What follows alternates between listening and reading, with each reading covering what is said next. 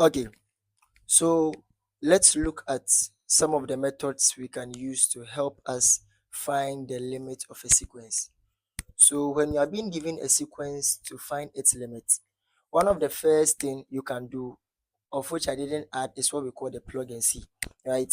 And with the plug and see method, that one mostly it happens when you have a sequence whose expression is a little bit smaller. So like 1 over n, as we talked already in the properties.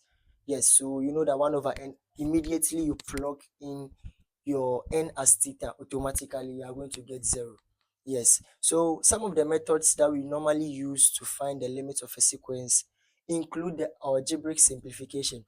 Now, the algebraic simplification is actually telling us that in case we have a rational function, we can find the highest power in the denominator and divide all the terms by that power to simplify it. Very, very simple.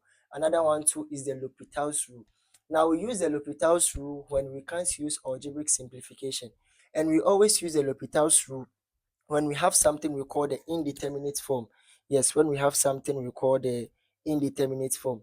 Now, you always have an indeterminate form when you have an expression like this: 0 multiplying infinity, when you have an expression like infinity minus infinity, when you have an expression like 1 exponent infinity, when you have an expression like 0 exponent 0, when you have an expression like infinity exponent 0.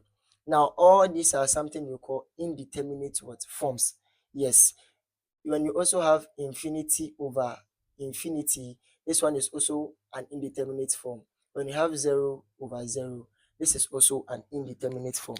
Yes, so with the L'Hopital's rule, how do we use the L'Hopital's rule?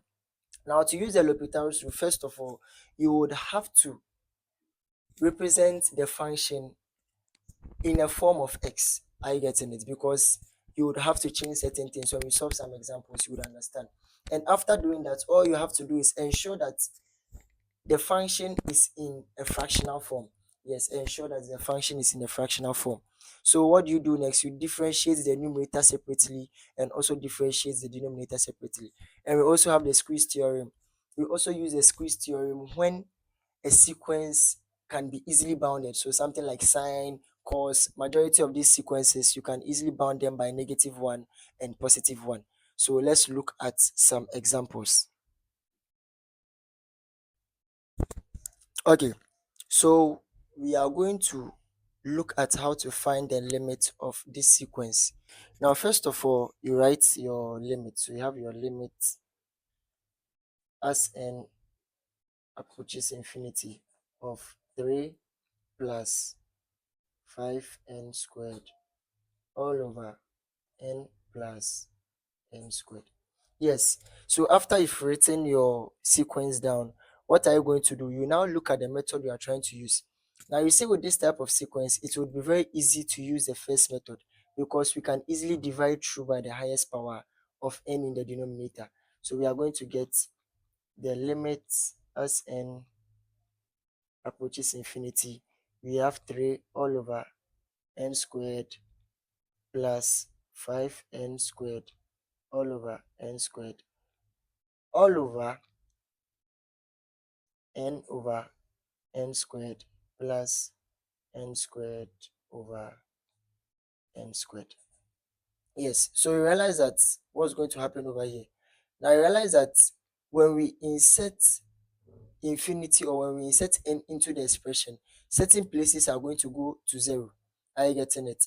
Yes, but even before that, you know that this n will take out this square, and this one is also going to give us what? 1. This one is also going to cancel. So eventually, we are going to get